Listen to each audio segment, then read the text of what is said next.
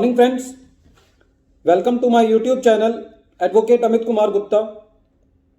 अपने income tax के cases की सीरीज़ में और अपना जो हमने एक नई सीरीज़ चालू की है प्रोहिबिशन ऑफ बेनामी प्रॉपर्टी ट्रांजैक्शन एक्ट 1988 की सीरीज़ में आज हम कुछ ऐसे पहलुओं को डिस्कस करेंगे जो कि इस एक्ट के इम्प्लीमेंटेशन में सबसे बड़ा खतरा थे, जिसको गवर्नमेंट ने धीरे धीरे उन प्रोविजंस को, उन लूपहोल्स को प्लग किया, जिसकी वजह से इस एक्ट को एक्चुअल में इम्प्लीमेंट करने में गवर्नमेंट को दिक्कत आ रही थी।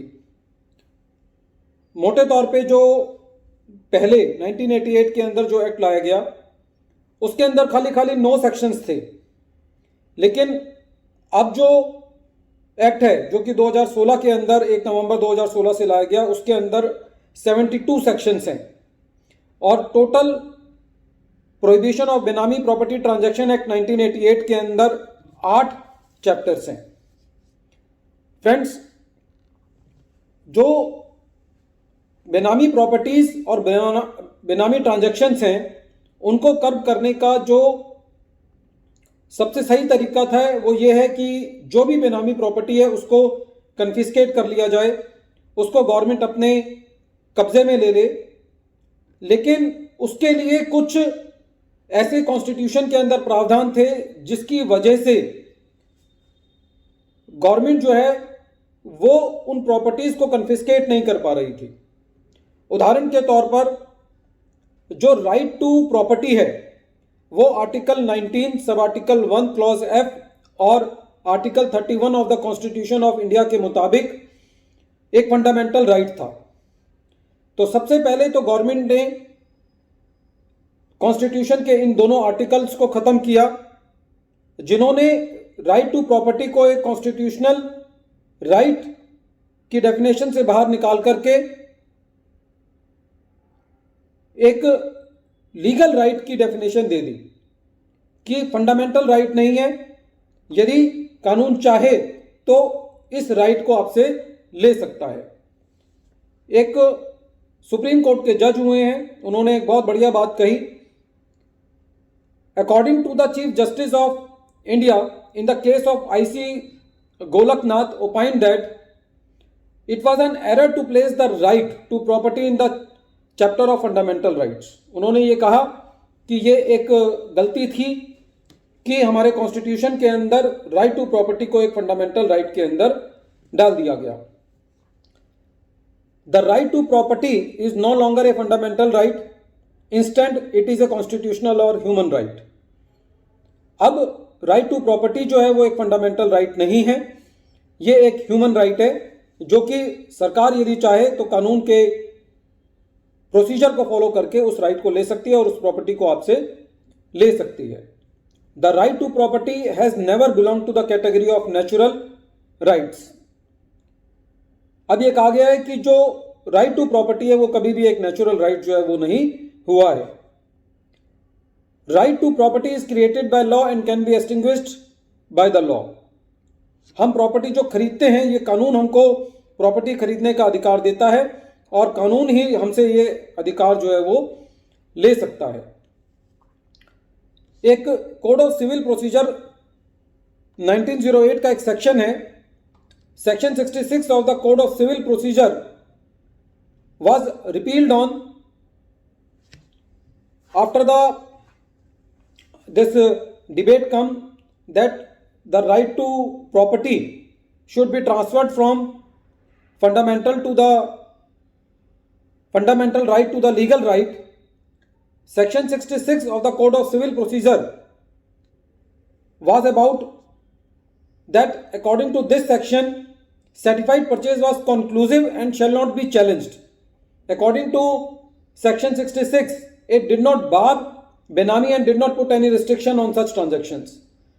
जो कोड ऑफ सिविल प्रोसीजर 1908 का एक सेक्शन था 66, जो कि बेनामी ट्रांजैक्शन को बार नहीं करता था, और वो ये कहता था कि यदि आपने प्रॉपर्टी खरीद ली है, यदि रजिस्ट्री आपके नाम में हो गई है, तो एक सर्टिफाइड प्रूफ है कि आप इसके मालिक हैं और अब आप ये अधिकार आपसे नहीं लिया जा सकता। तो इसलिए गवर्नमेंट ऑफ इंडिया ने सेक्शन 66 को जो कि कोड ऑफ सिविल प्रोसीजर 1908 का था, उसको भी रिपील कर दिया। फिर उसके बाद एक कानून आया जमींदारी एबोलिशन एक्ट 1950, जो कि जिसके तहत जो जमीन थी वो जमींदारों से लेकर के एक्चुअल कल्टीवेटर्स को दी गई। और इस कानून के अंदर और article 19 sub article 1 clause F और आर्टिकल 31 के अंदर भी विरोधाभास था।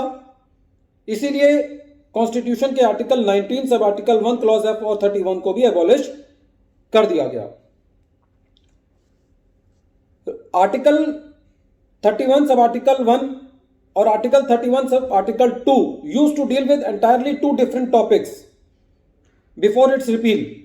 Article 31 sub article 1 deals with deprivation of property by authority, जो कि ये कहता था कि अथॉरिटी जो है वो आपसे ये राइट ले सकती है। और आर्टिकल 31 सब आर्टिकल 2 कहता था deals with acquisition and requisition of property. तो दोनों आर्टिकल अलग अलग बात के लिए कहते थे, लेकिन इन दोनों आर्टिकल्स की वजह से गवर्नमेंट को बेनामी को इंप्लीमेंट करने में दिक्कत आ रही थी, इसलिए इन दोनों आर्टिकल्स को हटा दिया गया है। Right to property as a fundamental right was removed from chapter of fundamental rights by deleting articles 19 sub article 1 and 31। अब जो राइट टू प्रॉपर्टी है वो एक फंडामेंटल राइट नहीं है। एक और आर्टिकल है जो कि बेनामी प्रॉपर्टीज की ट्रांजैक्शन को समझने के लिए जरूरी है। Article 300A of the constitution of India says no person shall be deprived of his property save by authority of law. यह आर्टिकल इसलिए लाया गया कि यह कहना चाहता था कि यदि लॉ चाहे तो किसी की प्रॉपर्टी से उसको डिप्राइव कर सकता है। पहले फंडामेंटल राइट होने की वजह से उसको उसकी प्रॉपर्टी से डिप्राइव नहीं किया जा सकता था।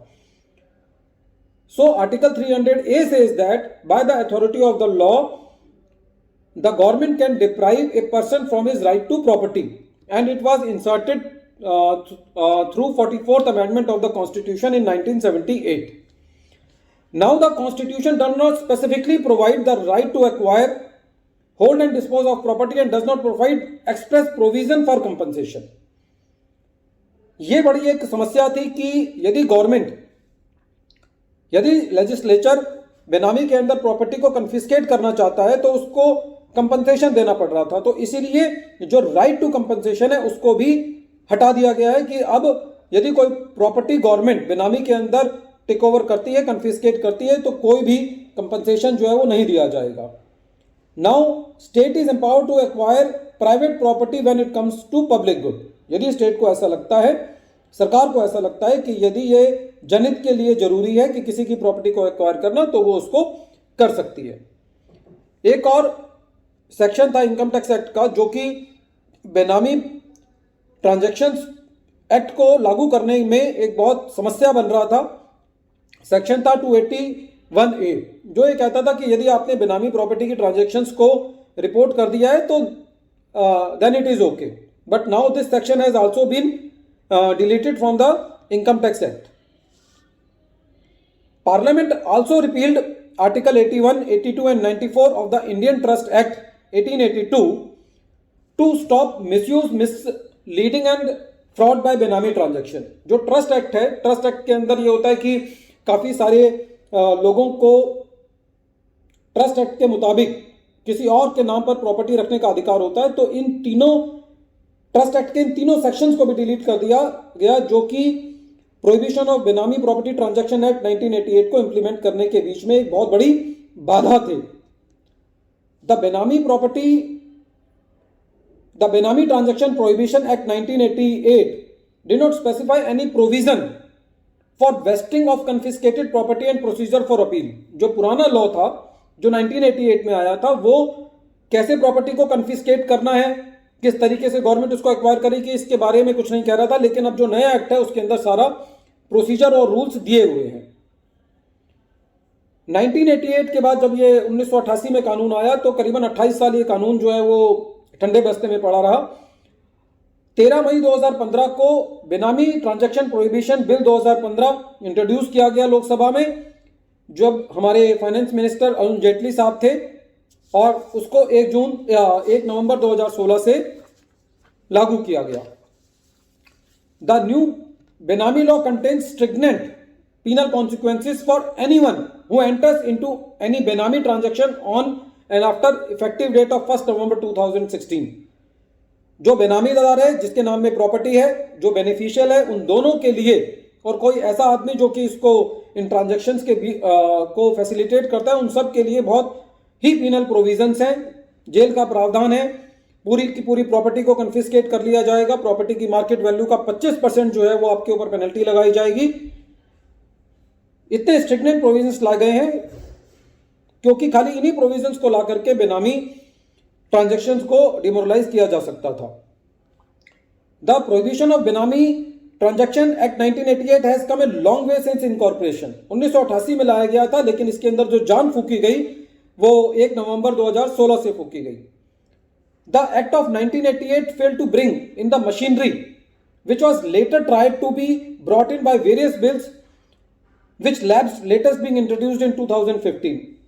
1988 में कानून बना, उसके बाद 2011 में इसमें जान फूकने की कोशिश की गई, लेकिन कामयाब नहीं हुए। लेकिन हमारे प्राइम मिनिस्टर नरेंद्र सिंह मोदी ने इस बिल को लाने के लिए बहुत मेहनत करी और इसके बाद एक बेनामी ट्रांजैक्शंस के लिए एक डर बना है लोगों के अंदर, और पूरे इसके लिए रूल्स और जो रिक्वायर्ड सेक्शंस थे उनको इंट्रोड्यूस किया गया। अभी भी जो बेनामी एक्ट है, जो प्रोहिबिशन ऑफ बेनामी ट्रांजैक्शन एक्ट 1988 है, इसके रास्ते में कुछ इश्यूज अभी भी हैं। एक इशू ये है कि यदि कोई ट्रांजैक्शंस, कोई प्रॉपर्टी जो है वो इंडिया के बाहर है तो क्या वो बेनामी के अंदर आएगी या नहीं आएगी। दूसरा इशू ये है क्योंकि ये कानून 1 नवंबर 2016 से लाया गया है, तो क्या 1 नवंबर 2016 से पहले की ट्रांजैक्शंस भी इस कानून में कवर होंगी या नहीं होंगी। ये मैटर जो है अभी सुप्रीम कोर्ट के विचाराधीन है।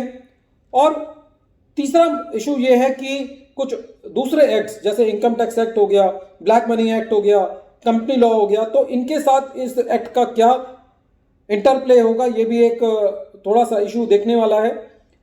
तो फ्रेंड्स, आगे आने वाले लेक्चर्स के अंदर अब बेनामी पे और डिस्कशन करेंगे। मैं समझता हूं कि ये बैकग्राउंड बहुत जरूरी था आपको पूरे बेनामी एक्ट को समझने के लिए, क्योंकि यदि हमको बेस पता है तो हम आगे आने वाली ट्रांजैक्शंस को और लॉ को समझ सकते हैं। Thank you friends.